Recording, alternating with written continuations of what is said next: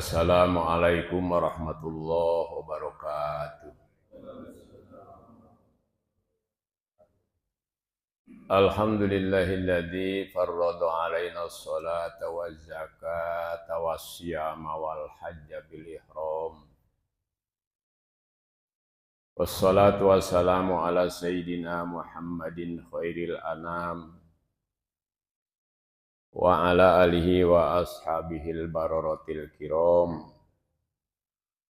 Asyhadu an la ilaha illallah wa asyhadu anna Muhammadan abduhu wa rasuluhu amma ba'du. Faqad qala Allah Ta'ala fil Qur'anil Azim. Bismillahirrahmanirrahim.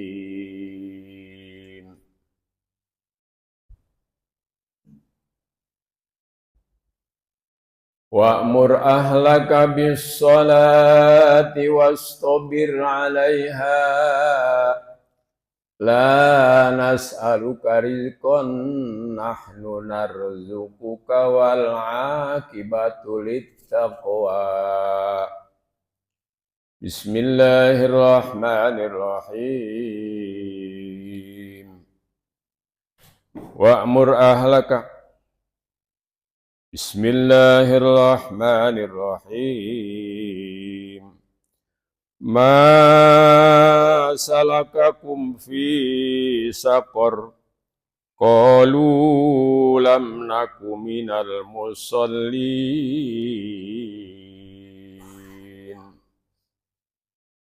Sadaqallahul adzim. Hadratul mukarramin, bapak-bapak yang mulia segenap jamaah Masjid Jami Al-Ikhlas. Ini namanya yang paling keren nih. Al-Ikhlas nama masjidnya, para muktamirinnya, orang-orang yang memakmurkan masjid ini, yaitu para mukhlisin, orang-orang yang ikhlas dalam melaksanakan ibadah. Gimana, sehat semuanya? Alhamdulillah.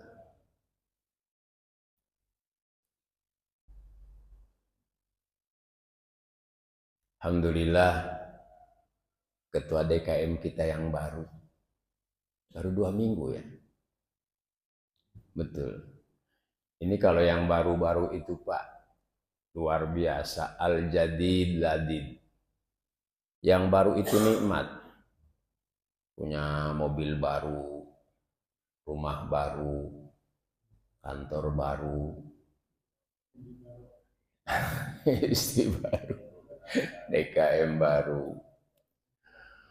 Mudah-mudahan di kepemimpinan DKM yang baru Bapak Lukman yang sama kita hormati ini, kegiatan dan aktivitas Masjid Al-Ikhlas ini tambah makmur ke depan. Mari sama kita doakan beliau mata'nahullah bituli hayatihi. Nah, hadirin rahimakumullah, di awal mari sama-sama kita panjatkan puja dan puji syukur kehadirat Allah Subhanahu wa taala. Yang dengan berkat rahmat dan inayahnya kita bisa berkumpul di tempat yang mulia, tempat yang paling istimewa di muka bumi, khairul buqa fil ardi masajiduha. Tempat yang paling mulia, paling istimewa di muka bumi itu adalah masjid-masjidnya. Di mana di masjid-masjid itu dikumandangkan panggilan Allah, bertasbih, bertahmid, tadzkir, ruku, sujud, i'tikaf, bersimpuh, semuanya hanya mengagungkan Allah Subhanahu wa taala. Jadi apabila kita mengagungkan Allah, bukan saja tempatnya, dimanapun itu adalah orang-orang yang mulia di sisi Allah. Selanjutnya untayan sholawat dan salam, mari sama-sama kita hadiahkan kepada junjungan alam baginda Nabi besar Muhammad sallallahu alaihi wasallam yang telah menghantarkan kita umatnya dari zaman biadab kepada zaman beradab. Hadirin rahimakumullah, pada pertemuan kali ini kita akan membahas pentingnya sholat. Kita lihat dari 2 sudut pandang. Pertama, kalau baginda Rasul diutus oleh Allah, misi yang dibawanya itu inna arsalnaka syahidaw wa mubasyiraw wa nadhiro. Pertama, syahidan menjadi saksi. Menjadi saksi dalam urusan agama itu, kalau orang memerintahkan sholat, dia menjadi imam di depan. Kalau baginda Rasul memerintahkan sedekah, dia tampil sebagai munfikin dan mutasodikin di depan. Itu. Jadi yang dimaksud syahidan sebagai saksi itu adalah pelaku utama. Yang kedua, wa mubasyiron, memberikan kabar gembira. Ada banyak informasi yang baginda Rasul sampaikan kepada orang-orang yang melaksanakan ibadah, wabil khususnya ibadah sholat yang akan kita bahas. Yang kedua, wanadiron, memberikan peringatan bagi orang-orang yang melalaikan sholat itu atau meninggalkannya. Hadirin rahimakumullah. Sebelum melangkah kepada bahasan kita lihat dulu apa itu yang namanya ibadah sholat menurut kacamata pandang ilmu fikih.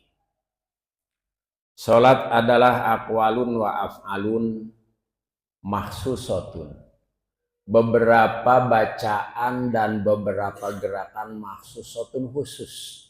Jadi bacaannya dari awal dan akhir, entah sholat duhur, asar, maghrib, isya, subuh sama. Itu dan itu aja. Ini namanya bacaan khusus dan gerakan khusus. Muftatahatun bitakbiri, yang diawali dengan takbiratul ihram. Muhtatamatun bitaslimi, yang diakhiri dengan assalamualaikum, itu namanya ibadah sholat. Tidak bosan-bosannya Allah memperingatkan dan mendorong pada kita agar kita menjadi orang-orang yang senantiasa yuqimunas sholah, mendirikan ibadah sholat. Di antaranya ayat yang sudah kita bacakan tadi, wa'mur ahlaka bis sholati wastabir 'alaiha. Bismillahirrahmanirrahim.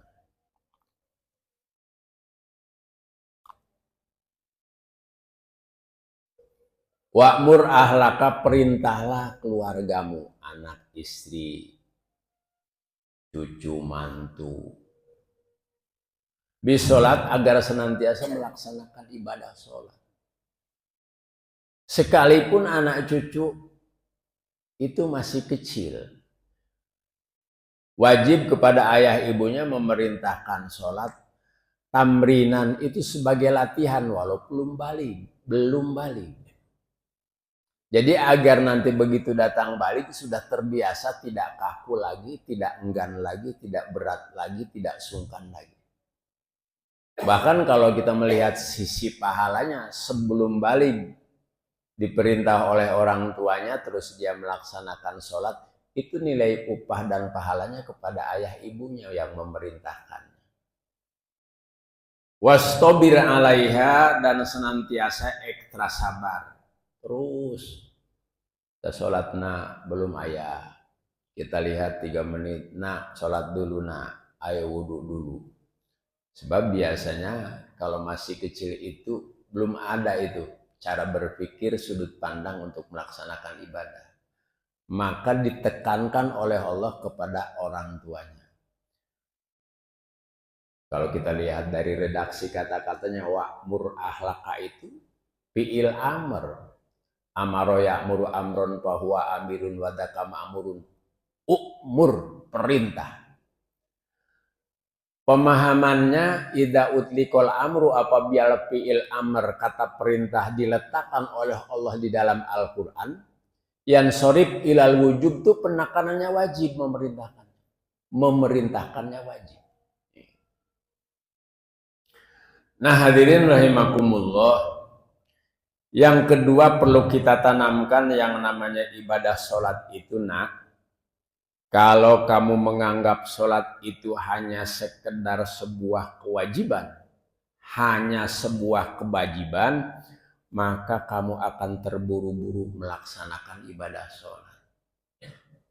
Kalau sholat itu dipandang hanya sebagai melaksanakan kewajiban. Jadi nanti kamu tidak akan menikmati kehadiran Allah, hadirnya Allah di sisi kamu, kalau hanya sekedar melaksanakan kewajiban. Jadi solusinya yang terbaik seperti apa? Sebaiknya anggaplah ibadah sholat itu sebuah pertemuan istimewa kamu dengan Allah Subhanahu wa Ta'ala. Seperti halnya Baginda Rasul bertemu pertama kali dengan Allah di saat Isra wal Mi'raj. Coba bayangkan kalau kita bertemu dengan presiden, dengan menteri aja sibuknya luar biasa, kita mempersiapkan segala sesuatunya untuk pertemuan. Ini pertemuan dengan Allah Subhanahu wa Ta'ala yang memberikan segala-galanya kepada kita. Jadi sekali lagi, sebaiknya anggaplah sholat itu sebagai pertemuan istimewa kita dengan Allah Subhanahu wa Ta'ala. Nah, kita pesan baik-baik kepada mereka. Nah, anggaplah sholat itu sebagai cara terbaik kamu bercerita, mengadu segala keluh kesah dengan Allah Subhanahu wa Ta'ala. Sehingga kita ucapkan keluhan kita, aduan kita. Robbi firli, ya Allah ampuni kami, warhamni sayangi kami, warfa'ni angkat derajat kami, baik derajat di dunia ataupun derajat di akhirat, warzukni berikan rezeki yang halal kami, wahdini berikan petunjuk kepada kami, tuntun kami dari mulai pikiran kami, gerak langkah kami. Wajburni cukupkan seluruh kebutuhan kami. Wa'afini berikan kesembuhan kami. Itulah keluhan kita, permohonan kita kepada Allah Subhanahu wa Ta'ala. Jadi sholat itu jangan terburu-buru. Rasakan kehadiran Allah di hadapan kita. Jadi tanamkan kepada anak generasi kita, cucu kita, nak, anggap sholat itu suatu mimpi yang indah, yang kamu berharap ingin mengalaminya berulang-ulang setiap masa, sehari semalam 5 kali. Coba bayangkan, di saat kumandang adzan itu didengungkan oleh muadzin, hayya 'alas shalah, hayya 'alal falah. Allah sedang melambai-lambaikan tangannya agar kamu lebih dekat kepadanya. Sisi sudut nadiron peringatannya, kalau orang mendengar kumandang adzan tapi tidak hadir datang ke masjid, ke mushola, dalam kondisi sehat tidak kurang sesuatu. Kata baginda Rasul, man sami amuna dia sholah. Barang siapa mendengar kumandang adzan. Ini bahasanya agak kasar. Al-japa kulal japa. Itu jarang sekali tuh ungkapan itu disampaikan oleh baginda Rasul. Al-japa kulal japa itu dalam bahasa yang sederhananya benar-benar goblok. Man sami'a munadiya sholah, orang mendengar kumandang panggilan sholat, sehat, tidak kurang sesuatu apa. Lain halnya kalau orang yang sakit. Tapi pala tujibuhu tidak hadir melaksanakan sholat berjamaah di masjid atau di mushola. Itu berat bang sanksinya. Ini sanksi yang berat itu diantaranya Allah sampaikan info kepada kita. Orang belum ke akhirat, tapi sudah sampai infonya di dunia. Apa itu?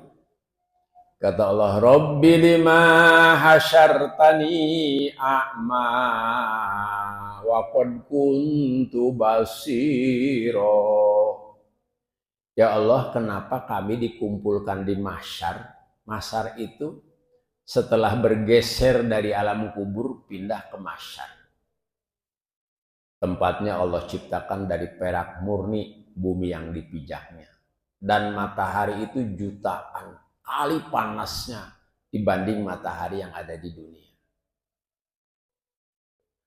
Rabbi lima hasyartani a'ma, ya Allah kenapa engkau kumpulkan di tempat ini, di mahsyar ini, a'ma dalam keadaan buta. Wa qad kuntu basiro, padahal sewaktu hidup di dunia kami ini melihat normal mata kami. Kaki kami ini normal, tidak pengkor seperti ini. Tangan ini normal, tidak kengkong begini. Tapi kenapa ini kuping kami budek, mata buta, tangan kengkong, kaki pengkor, kuping tidak bisa mendengar. Walaupun demikian dengan Allah komunikasi jalan langsung. Atas takdir Allah Subhanahu wa ta'ala. Allah jawab, dulu waktu hidup di dunia, kamu aku panggil-panggil, hayya 'alas shalah, hayya 'alal falah. Tapi kamu tidak melihat jalan ke masjid, aku bikin buta sekalian mata. Kupingmu tidak mendengar panggilanku, aku bikin budek sekalian. Bolot kuping. Kakimu tidak mau melangkah, aku bikin pengkor sekalian. Tanganmu tidak mau takbir di masjid, aku bikin kengkong sekalian. Nah hadirin rahimakumullah, itu baru tidak hadirnya di masjid. Kupingnya dijadikan budak seperti itu. Nah hadirin rahimakumullah, ibaratkan ketika sedang Allahu Akbar takbiratul ihram di awal sholat, bayangkan bahwa Allah tersenyum dan berdiri di hadapan kita. Itu kata Allah, wahai hambaku, aku sangat mencintai kamu. Dan bayangkan kita di saat ruku, bahwa Allah menopang kita, agar kamu tidak terjatuh dalam berbagai macam urusan. Jadi agar kita bisa menikmati dan agar timbulnya sholat, timbul khusyuknya sholat, bayangkan seperti itu. Nah ini, di antara sujud, duduk di antara sujud dua, bayangkan bahwa Allah sedang berdiri gagah di hadapan kamu. Lalu Allah menyatakan sekali lagi. Kata Allah begini, siapapun yang mengusik kamu, aku tidak akan tinggal diam. Karena hadirin rahimakumullah, satu yang namanya connecting yang Allah buat, yang namanya ibadah sholat itu, di saat kita berbicara, Allah jawab kes. Berbeda dengan doa-doa di luar sholat. Di saat sholat, misalkan bacaan kita, Alhamdulillahi Rabbil Alamin. Segala puji bagi Allah Tuhan semesta alam. Allah jawab kes. Kata Allah, Hamidani abdi. Hambaku sudah memuji-muji aku setinggi langit. Sampai bacaan kita kepada iyyaka na'budu wa iyyaka nasta'in. Ini pakai adawatul hasri. Kalau kita lihat dari sudut pandang grammar bahasa Arab. Hanya kepadamu ya Allah. Tidak kepada yang lain. Hanya kepadamu saja. Na'budu kami menyembah. Wa iyyaka nasta'in, hanya kepadamu. Tidak kepada yang lain. Nasta'in kami memohon pertolongan. Maka di saat kita berucap itu di dalam sholat, kata Allah, lakan nusroti fid dunya wal akhirah. Aku akan menolongmu urusan apapun. Fid dunya, selagi engkau masih hidup di dunia, dan setelah pulang kembali ke alam akhirat. Karena pada hakikatnya kita hidup itu sedang menjalani fase-fase. Fase alam ruh, alam dar, fase alam rahim, ke alam dunia, ke alam barzah, alam mahsyar, sampai alam akhirat. Nah, aku akan menolongmu, kata Allah. Urusan apapun yang engkau hadapi, berat ataupun ringan, besar ataupun kecil, Itu selagi engkau hidup di dunia dan setelah engkau pulang kembali kelak ke alam akhirat. Yang terakhir dalam urusan sholat itu, Assalamualaikum warahmatullahi, ke kanan dan ke kiri. Yang ke kanan itu wajib, yang ke kiri itu sunnah hayat. Ini assalamualaikum itu keselamatan atas kalian semua. Itu ada sunatnya dalam hati kita niatkan menebarkan keselamatan itu, entah di kantor, di pasar, kita sholat di kampus, sedang bepergian di lembah, di ngarai, daratan dan lautan, bahkan di udara sekalipun, memberikan keselamatan kepada makhluk sebelah kanan. Kalau di kampung kita 40 rumah dari kita, dari masjid kita, kanan, kiri, depan, belakang. Artinya kita menebarkan keselamatan dimanapun kita tinggal. Apa jawaban Allah? Kata Allah, aku sudah membersihkan hati dirimu dohir batin. Bukan hanya sekedar dosa-dosa, tapi jiwamu aku jadikan bersih. Inilah makna dari ibadah sholat. Hatinya bersih, pikirannya jernih, itu hidupnya tenang, tentram. Nah hadirin rahimakumullah, ada 5 poin keistimewaan dan kemuliaan yang Allah berikan kepada orang-orang yang senantiasa gemar melaksanakan ibadah sholat berjamaah. Bismillahirrahmanirrahim. Man hafadha 'ala sholah akramahullahu ta'ala bi khamsi hisal. Barang siapa menjaga ibadah sholat, dari mulai waktunya, bersucinya, datang di awal waktu seperti jamaah Masjid Al-Hilas ini, belum waktu subuh sudah standby, sudah itikaf, ada yang baca Quran, ada yang tahajud, ada yang hajat, ada sholat tasbih. Maka dampak positif dari melaksanakan ibadah sholat itu, akramahullahu bi khamsi hisal, Allah akan berikan kemuliaan 5 poin kemuliaan. Apa itu? Ini sangat istimewa. Yang pertama, yarfa'u anhu daiqal aish. Allah akan singkirkan jauh-jauh dari dirinya yang namanya kesulitan mencari rezeki di dalam kehidupan ini. Nah ini yang perlu kita catat, perlu kita garis bawahi, perlu kita ajarkan, dan kita tularkan kepada generasi anak cucu yang akan datang. Kita pesan baik-baik kepada mereka, nak, setelah jenjang pendidikanmu tinggi, gelarmu profesor, doktor, insinyur, wawasanmu luas, pergaulanmu luas. Kalau kita ingin murah dalam mencari rezeki, jangan berani-berani meninggalkan yang namanya ibadah sholat berjamaah. Karena kita orang beriman yakin seyakin-yakinnya, meresap sampai ke hati tulang sumsum kita. Innallaha yabsutur rizqa liman yasha'u wa yaqdir. Sesungguhnya Allah. Ini pakai redaksi kata-kata inna.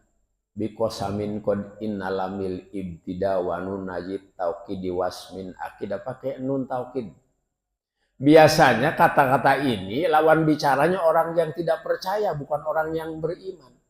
Tapi saking pentingnya sampai Allah pakai ini. Innallaha, sesungguhnya Allah. Yabsutur rizqa, Allah buat luas rizki dan sempit rizki, lima yasa, kepada orang-orang yang Allah kehendaki. Jadi bukan hanya sekedar nilai ibadah murni sholat itu. Ini ada dampak positif dan negatif buat para pelakunya. Kalau kata Allah mudah, urusan apapun mudah.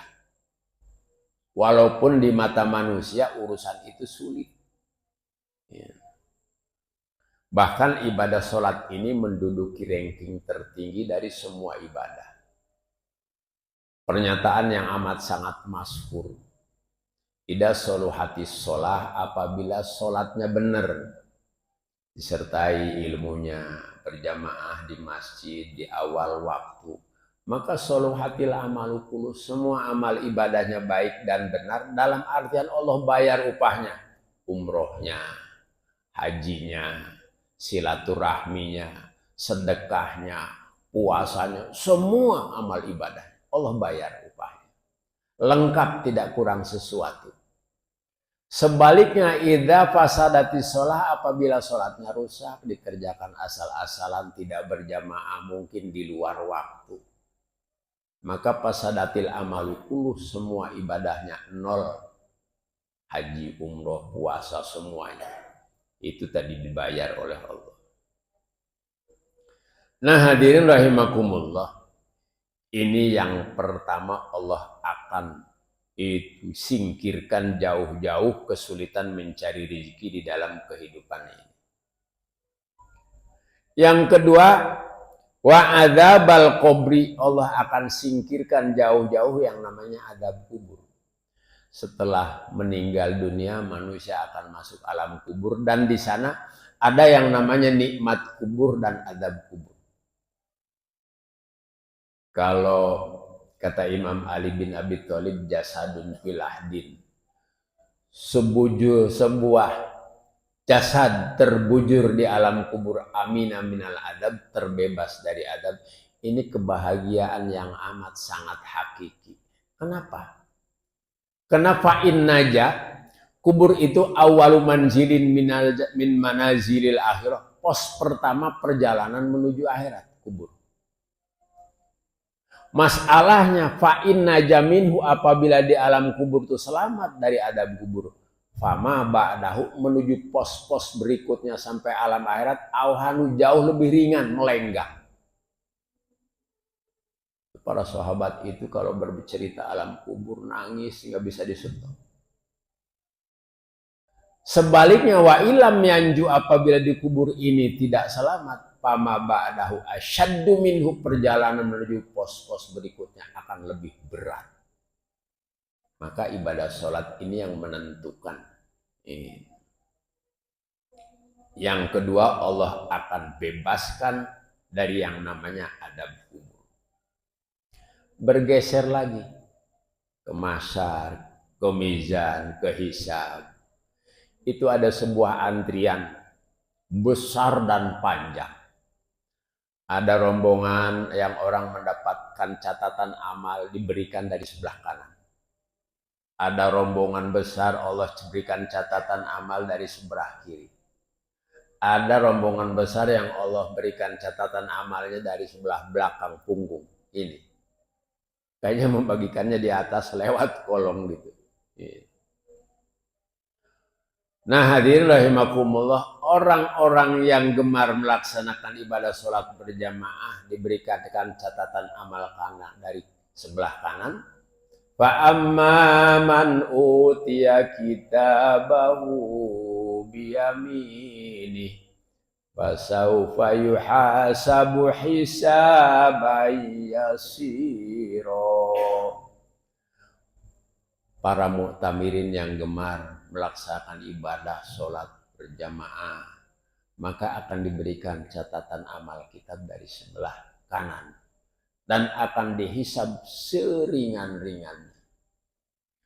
Biasanya yang masyhur kalau sholat Jumat itu baca surat Al-Ghasyiyah dan Al-A'la. Itu ada potongan redaksi firman Allah, Adzabal akbar summa inna alaina iyabahum summa inna alaina hisabahum. Inna alaina iyabahum, semua makhluk akan dikembalikan kepadaku, kata manusia, setan, jin, hewan, iblis, semuanya. Bahkan malaikat malakal maut pun akan mati. Setelah hadir di hadapan Allah di mahkamah Rabbul Jalil nanti, summa inna alaina hisabahu, akan dihitung, dimintakan pertanggungjawabannya semua amalnya. Itu sebelum di sidang itu dibagikan buku tadi, semua orang terheran-heran. Itu juru tulis, akunting, tukang mencatat. Di dalam surat Al-Kahfi itu Allah nyatakan, Ma lihadzal kitabi la yughadiru shaghiratan wala kabiratan illa ahsaha. Ya Allah, saya juru tulis, saya sekretaris, saya itu akunting, saya di dunia tukang catat, urusan kantor, urusan ini, urusan itu. Tapi saya belum pernah melihat catatan selengkap ini, ya Allah. Seperti bapak-bapak dulu, waktu walimatul urus, pesta pernikahan. Itu kalau didokumentasikan ya, dari mulai gambarnya, harinya, tanggalnya, detik-detik kejadiannya lengkap. Ya Allah, ini lebih lengkap dari itu. Tidak bisa mengelak kita. Ada saksinya, ada selengkap, itu data semuanya. Mali hadal kitabil la yughadi saghirata wala kabiratan ila. Yang besar, yang kecil, sampai tulisan titiknya tidak tertinggal, semua lengkap. Maka sunnah kita doa wa yusanu dzikrun di saat kita baca ayat tadi, baik di saat sholat ataupun di luar sholat, berjamaah ataupun sendiri, sunnah berdoa, Rabbi hasibni hisabai yasiro, imam ataupun makmum. Ya Allah, hisab kami dengan hisab yang seringan-ringannya. Jangankan di akhirat, di dunia saja kalau urusan besar dibuat kecil, urusan berat dibikin ringan, itu di pengadilan mudah urusan. Di saat adzabal akbar, siksa yang besar, Rabbi a'idni min adabik, ya Allah lindungi kami dari adabmu. Ini. Poin yang berikutnya hadirin rahimakumullah, yang keempat, wa yamurru ala sirati kalbarkil khotib. Itu yang namanya konon jembatan neraka itu mendaki, menukik dan mendatar. Bukan ribuan kilometer, ribuan tahun jarak tempuhnya. Di antara bapak-bapak belum ada yang melalui jembatan itu ribuan tahun. Tapi bagi para orang-orang yang gemar mendirikan sholat berjamaah, itu maka sholatnya Allah jadikan pesawat yang super canggih. One hop, satu lompatan sudah sampai di kaping sorga di hadapan malaikat Ridwan. Luar biasa ibadah sholat. Begitu malaikat Ridwan bertanya, wahai anda-anda, wabil khusus jamaah, itu Al-Ikhlas Komplek Polri Keranggan, hal tarawuna jahannam, kata malaikat Ridwan, apakah anda melihat jahannam?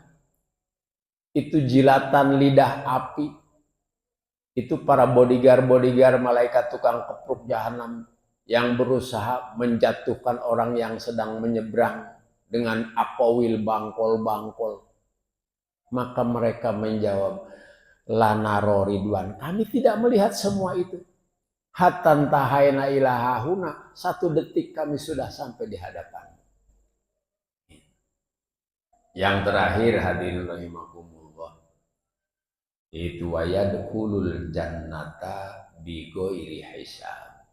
Allah akan masukkan surga tanpa azab dan tanpa hisab. Wan nasu fil hisab, sementara semua orang di saat itu sibuk sedang dihisab oleh Allah Subhanahu wa ta'ala. Ini 5 poin keuntungan yang Allah berikan dalam bentuk kemuliaan kepada orang-orang yang gemar melaksanakan ibadah sholat berjamaah. Nah ya Rasul, adakah konsekuensi logis bagi umatmu yang suka melalaikan bahkan meninggalkan yang namanya ibadah sholat. Wa man tahawana anis sholah aqobahullahu bi khamsi hisab. Barang siapa menganggap enteng, menganggap ringan, nantilah sholat ini. Nanti aja itu baru juga khutbah Jumat. Ini kalau Jumat istimewa. Ada satu ayat khusus dalam surat Al-Jumu'ah itu. Ya ayyuhalladzina amanu idza nudiya lis-sholati min yaumil jum'ati fas'au ila dzikrillahi wa dzarul bai'. Dzalikum khairul lakum in kuntum ta'lamun. Bismillahirrahmanirrahim.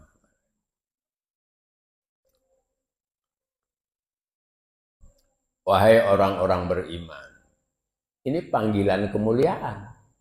Karena orang beriman itu, orang beriman mahal di sisi Allah. Agung di sisi Allah. Terhormat di sisi Allah. Jadi orang yang tidak beriman itu urusan ente. Lakum dinukum waliyadin. Apabila dipanggil sholat dengan dikumandangkan adzan, pas'au ila dzikrillah. Bergegas segera melaksanakan sholat, berzikir, mengingat Allah. Yang kedua, wadarul bai', tinggalkan jual beli. Maksudnya aktivitas dunia. Dagang, bisnis, itu kerja, rapat, semua. Ini pemahamannya haram aktivitas dunia apabila sudah dipanggil sholat. Kalau dapat rezeki dari perdagangannya, rezekinya haram.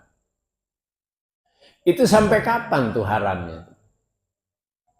Idza qudiyatis sholatu fantasiru fil ard. Apabila selesai sholat Jumat, maka silahkan kembali berterbaran di muka bumi. Maksudnya silahkan kembali kepada aktivitas dunia, tidak haram lagi. Itu. Jadi bagi orang-orang yang ada waktu, silakan berzikir. Itu bukan pemahaman tuh kalau sudah selesai sholat Jumat itu bukan berzikir-zikir, tidak. Dalam kaidah usul fikih di awal itu larangan untuk menyentuh urusan dunia, artinya haram tuh urusan dunia kalau sudah kumandang adzan. Sampai kapan haramnya? Sampai kiamat. Idza qudiyatis shalah, apabila sudah selesai sholat, silahkan kembali lagi kepada aktivitas dunia. Maksudnya tidak haram lagi. Bukan larangan untuk berzikir. Bagi para pensiunan, orang yang luang, silahkan itu. Jumat musabiat, Al-Fatihah 7 kali, Al-Ikhlas 7 kali, baca Al-Falaq 7 kali, An-Nas 7 kali. Itu namanya ila dzikrillah. Nah hadirin rahimakumullah, wa man tahawana anis sholah, barang siapa melalaikan sholat, aqobahullahu bi khamsa asarata ukubatan, Allah akan kenakan sanksi hukum banyak. 15 poin sanksi hukumnya. Di mana dan kapan saja sanksi itu Allah buktikan. Khamsatun fid dunya, Allah buktikan 5 poin di dunia. Wasalasatun indal maut, 3 poin di saat sakaratil maut. Wasalasatun fi qabrihi, 3 poin setelah masuk alam kubur, setelah meninggal. Wasalasatun indah khurujihi minal qabri, dan 3 poin lagi Allah buktikan setelah keluar dari alam kubur, bergeser ke mahsyar. Apa saja itu yang 5 poin Allah buktikan di alam dunia. Fa ammal lawati fid dunya fal ula yanzi'ul barokata min umurihi wa kasbihi. Adapun 5 poin yang Allah buktikan di dunia, pertama, yanziul barokata min umurihi, Allah cabut keberkahan sepanjang hidupnya, keberkahan umurnya, keberkahan usahanya, keberkahan ilmunya, keberkahan pergaulannya, keberkahan keluarganya. Ini dicabut itu bukan tidak punya keluarga, dicabut itu bukan tidak punya harta, dicabut itu bukan hartanya tidak ada. Mungkin usahanya, duitnya banyak, pergaulannya luas, tapi tidak ada nilai-nilai kebaikan dari hartanya, dari pergaulannya. Mungkin maksiatnya menjadi-jadi, merajalela. Itu Allah akan cabut keberkahan sepanjang umurnya. Susah payah, tapi tidak ada nilai-nilai kebaikan untuk pulang ke akhirat. Ini rugi. Hanya mendapatkan susah payah saja semasa hidup di dunia. Kalau hakikatnya kita pulang kembali ke akhirat itu sedang mengumpulkan amal baik. Wa tazawwadu fa inna khairaz zadit taqwa wattaqun ya ulil albab. Di dunia saja kalau bapak-bapak pulang kampung ke Jawa Tengah, Jawa Timur, ke Sumatera, ke Sulawesi, itu kan akan senang apabila ada kendaraannya bagus, bawaannya banyak, ATM-nya penuh. Itu wayang qolibu ila ahlihi masruro, kembali kepada keluarga berkumpul itu dalam keadaan sukacita. Ore paman pulang, ayah pulang, abang pulang. Demikian pulang kembali ke alam akhirat itu akan sangat menyenangkan apabila bekal amal soleh yang kita bawa banyak. Termasuk duduk-duduk di majelis ilmu seperti ini. Bahwa dudukmu Abi Hurairah 1 jam itu di majelis ilmu lebih baik daripada memiliki 1000 ekor kuda engkau infakkan fisabilillah. Dalam hadis yang lainnya lebih bagus daripada melaksanakan sholat sunnah 1000 rakaat. Ini kalau 1000 rakaat Bapak sholat sanggup satu kali. Satu tempat 1000 rakaat. Gempor. Ya, itu 1 jam saja. Jadi yang namanya majelis ilmu itu luar biasa. Allah berikan fasilitas kepada orang-orang yang mau duduk hadir di majelis ilmu. Itu yang pertama. Poin yang kedua, wasani yumhasi masolihina min wajhihi. Allah akan cabut tanda-tanda kesolehan di wajahnya. Nampaknya tidak ramah wajahnya. Padahal orang itu baik-baik, tapi dilihat oleh orang nampaknya serem banget bapak itu ya. Ya, dicabut tanda-tanda keramahan, tanda-tanda kesolehan di wajahnya. Ini Allah yang cabut. Beda orang-orang yang senantiasa melaksanakan ibadah sholat. Nampak gitu. Ramahnya luar biasa, sopannya luar biasa, nampak kebaikannya dari tutur katanya segala macam. Kalau Allah yang mencabut itu sudah tidak ada lagi tanda-tanda kesolehan. Poin yang ketiga, hadirin rahimakumullah, kullu amalin ya'maluhu la ya'jurullahu alaihi. Semua amalnya, amal kebaikan yang dilakukannya, la ya'juruhullah, tidak Allah bayar upahnya. Tadi kalau sholatnya itu rusak, meninggalkan sholat, fasadatil amaluku, semua amal ibadahnya nol. Dalam artian la ya'juruhullahu alaihi, Allah tidak bayar upahnya. Umrohnya, hajinya, puasanya. Poin yang keempat, warrobi'atu la yarfa'u lahu du'aun ilas sama. Poin yang keempat itu tidak diangkat doa-doa permohonan-permohonannya itu oleh malaikat pencatat amal ke langit. Dalam artian permohonannya tidak dikabulkan oleh Allah. doa setiap saat, setiap hari, setiap minggu, setiap bulan, tapi lama sampai akhir hayat tidak ada doa-doa kebaikan yang dikabulkan oleh Allah. Yang terakhir, poin yang kelima, wal khamisatu laisa lahu haddun fi du'ai sholihin. Tidak mendapat bagian itu doa dari doa permohonan-permohonan seperti orang-orang soleh, para nabi, para rasul, doa-doa mereka dikabulkan. Ini tidak. Itu kalau baginda Rasul misalkan Nabiullah Ibrahim alaihissalam berdoa, Rabbi habli minas solihin. Itu putranya Ismail alaihissalam ditinggalkan di ladang tandus, tapi rezekinya ngalir. Itu hidupnya sejahtera, anak cucunya sukses di muka bumi. Nah ini, kalau bapak-bapak nanti pergi umroh, pergi haji, itu 3 poin doa yang jadikan doa wajib. Doa yang selainnya silahkan. 1 nih, ya Allah ampuni dosa-dosa kami, keluarga kami, anak cucu mantu kami, seperti diampuninya dosa Nabiullah Adam alaihissalam. Ini jadikan doa wajib di setiap titik.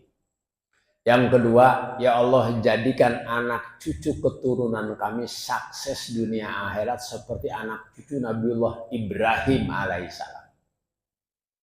Doa yang ketiga, ya Allah jadikan akidah kami, tauhid kami, itu keikhlasan kami seperti kokohnya tauhid, akidah, keyakinan baginda Nabi Muhammad SAW dan keikhlasan. Ini jadikan doa wajib yang 3 ini di saat kita melaksanakan umroh dan haji. Tinggal 10 menit lagi sesi tanya jawab. Maka silakan Regua, Regusen. Assalamualaikum warahmatullahi wabarakatuh. Waalaikumsalam warahmatullahi wabarakatuh.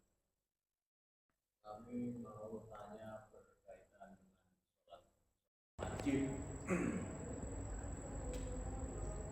Ada orang muslim, tapi mohon maaf sebelumnya saya bukan menghakimi, tapi pengen mendengarkan penjelasan dari Pak Kiai.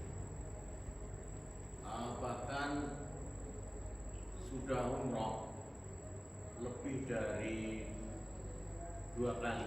Ya sudah berapa nih buka panina? Terus gimana? Ada panggilan sholat, tapi tidak sholat. Tidak sholat ke masjid, bahkan mengabaikannya. Ini tergolong orang yang bagaimana Pak Ustadz? Mohon penjelasannya. Iya. Bagaimana orang sudah muslim, sudah haji, sudah umroh berkali-kali, tapi ketaatannya menjalankan ibadah sholat itu tidak sesuai ajaran Islam yang harus berjamaah setiap saat. Ini untungnya kalau menjadi orang beriman. Itu. Taruhlah gini aja, orang beriman tidak sholat, tidak puasa, tidak haji, tidak sedekah, modalnya hanya iman tok. Ini yang seperti ini aja, hanya modal iman, tidak ada ibadahnya. Itu tetap akan masuk surga dengan modal iman. Imannya benar. Itu asyhadu alla ilaha illallah wa asyhadu anna Muhammadur Rasulullah. Aku bersaksi Tuhan tiada Tuhan hanya Allah dan aku bersaksi Muhammad itu Rasulullah. Tidak melenceng syahadatnya kepada Muhammad Dugimin, kepada Muhammad Musodok, iman nabinya kepada enggak. Yang kami saksikan Muhammad bin Abdullah bin Abdul Muttalib adalah Muhammad putra dari Ibu Aminah. Ini Muhammad Arabiun Quraisyun, Muhammad yang pernah hijrah ke Madinah, Muhammad yang diturunkan Al-Quran, Muhammad yang pernah Isra Mi'raj. Itu syahadatnya itu. Tapi muslim dia beriman, tidak sholat, tidak zakat, tidak puasa, tidak, tetap akan masuk surga walaupun sempat mampir di neraka lama. Itu. Apalagi tadi itu pernah ada umrohnya, pernah ada sedekahnya gitu. Sholatnya masih sholat walaupun di rumah, tapi tidak mendapat fasilitas yang ini. Itu Allah nyatakan di dalam Al-Quran kaitan dengan orang beriman tidak ibadah, modalnya hanya iman saja. Rubama yawaddul ladzina kafaru law kanu muslimin. Itu di akhirat ada dialog tuh di neraka antara omongan orang-orang musyrik, orang kafir dengan yang muslim beriman masuk neraka. Percuma saja ente waktu di dunia iman kepada Nabi Muhammad, percaya kepada Allah. Kadang ente itu suka sedekah juga kalau ada maulid, ada Isra Mi'raj. Kalau kami sudah nyata-nyata urusan dunia aja kaya kami. Tidak beriman, tidak percaya kepada Allah. Kalau dikenakan sanksi hukum di sini wajar. Ente gabung juga dengan kami, percuma aja. Ada masa selesai itu sanksi hukumnya sekian tahun diangkat. Itu. Maka ini orang kafir rubama yawadul ladina kafaru, orang kafir di saat itu berharap-harap laukanu muslimin. Kenapa kami waktu hidup di dunia tidak beragama Islam, beriman? Ada masa selesainya. Itu berbeda dengan orang yang tidak beriman. Cuma harapan kita kepada orang-orang yang belum bisa ke masjid itu mau memakmurkan masjid. Jadi kita tidak boleh tuh kalau mau berangkat ke masjid, ada tetangga kita yang kita lewatin belum berangkat, ayo mas, ayo kita ke masjid. Ya sambil senyum kita ajak. Besok ajak lagi, itu lagi ada di warung kopi, ayo bang, berangkat ke masjid. Itu ajakan, itu tiada dakwah ajakan yang terbaik kecuali ajakan menuju taat kepada Allah. Ada lagi? Enggak?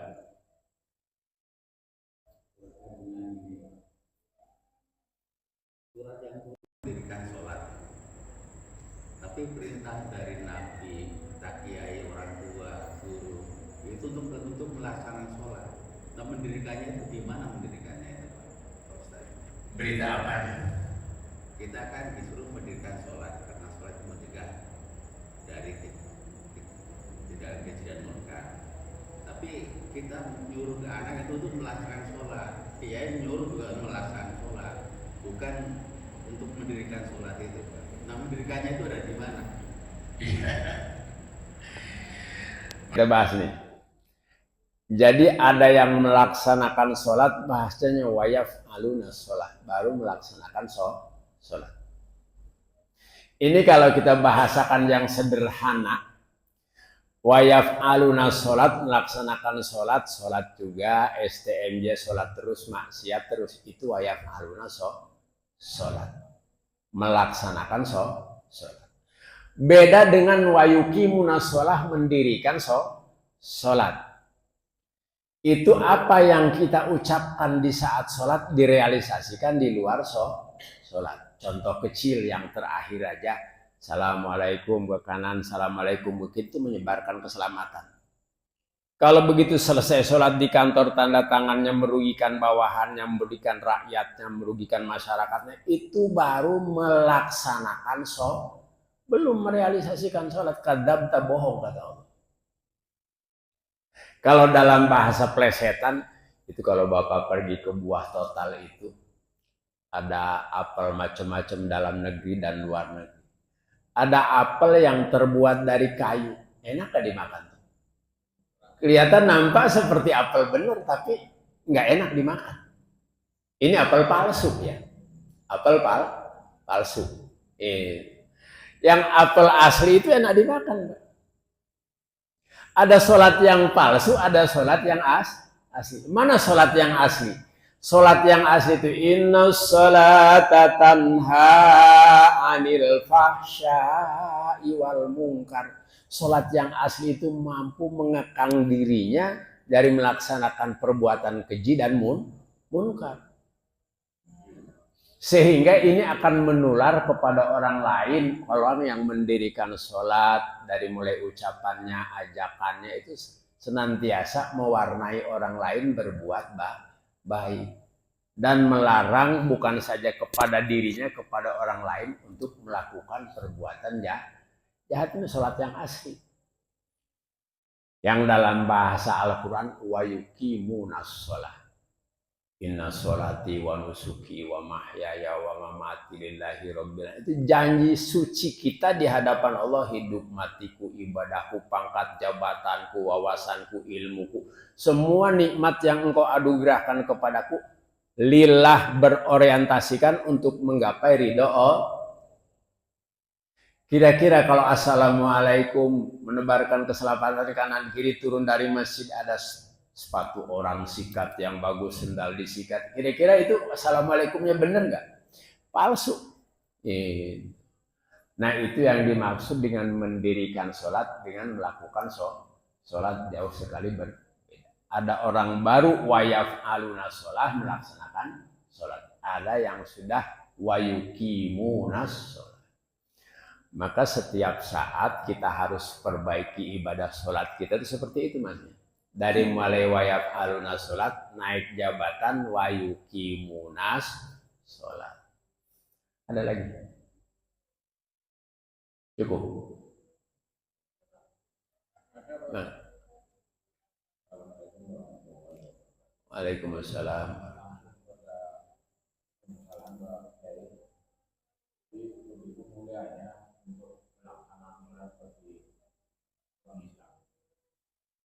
Namun kemudian ada sebagian orang yang menganggap bahwa sholat itu dalam hukum fikih ataupun syariat pakai ya. Tapi ada sebagian orang bahkan pemuka agama itu anggapnya itu ibaratnya buah itu hanya sebagai kulit saja gitu, bagaimana itu pakai? Sholat itu sebagai Kulit saja. Iya. Sebetulnya pertanyaan ini tadi sudah dijawab. Jadi kalau kulit saja itu baru hanya sekedar wayaf alunas, sholat, baru melaksanakan sholat. Tidak ada dampak positif dalam kehidupannya. Jadi apa yang diucapkan, dibaca di dalam sholat tidak direalisasikan di luar, itu hanya kulit saja. Gitu. Esensi permasalahan sholat itu tanha anil fahsya'i wal munkar. Isi dari sholat itu mampu mengekang seseorang melakukan perbuatan keji dan tidak melaksanakan perbuatan keji dan munkar. Itu isi daripada mana sholat. Mulutnya, tindakannya, tangannya, pikirannya. Sehingga kepada orang pun tidak ada tuh. Dari mulai pikiran tidak ada suudon, buruk sangka tidak ada. Bahkan dalam pikirannya semua orang sudah soleh, tetangga kanan kiri. Tinggal aku yang belum soleh. Maka hayo diri segera berbuat soleh. Tidak ada orang semuanya sudah baik. Tinggal aku yang belum baik. Ayo segera diriku berbuat baik. Itu esensi dari mana? Sholat. Kalau suudon kan orang lain, itu aku lebih bagus daripada orang lain. Enggak, orang yang yuqimunas sholah itu menganggap orang sudah soleh, tinggal kita yang belum soleh. Menganggap orang lain sudah baik dan aku yang belum baik. Ibda binafsik, mulai dari kita untuk berbuat soleh dan berbuat baik. Ini mana dari sholat? Sampai mampu membersihkan hati kita dari itu. Rodail penyakit batin yang 7. Hasud, iri, dengki, takabur, sombong, ria, segala macam. Karena kita kecil di hadapan Allah. Besar itu karena dibesarkan oleh Allah. Jadi yang dimaksud di kulit itu baru sampai pelaksanaan. Belum sampai kepada esensi perintah Allah. Karena ada banyak orang sholat, Pak. Di kantor masih korup. Di pasar masih mencuri timbangan. Masih berbohong. Ini modalnya doang, ini saya jual 150.000 rupiah, padahal sudah ada untungnya. Itu baru kulitnya saja sholatnya. Gitu. Sudah cukup ya, sudah habis waktunya. Terakhir, mari sama kita berdoa. Ini request khusus Doa buat kedua orang tua kita baik yang masih hidup ataupun yang sudah meninggal dunia agar mereka mendapatkan kemuliaan di sisi Allah Subhanahu wa taala. Rabbana ighfir lana wa liwalidayna Rabbana ighfir lana wa liwalidayna Rabbana ighfir lana wa liwalidayna Rabbana ighfir lana waliwalidayna ampuni dosa kami ayah ibu kami ampuni dosa kami ayah ibu kami sayangi mereka lindungi mereka jauhkan mereka dari azab neraka Rabbana ighfir lana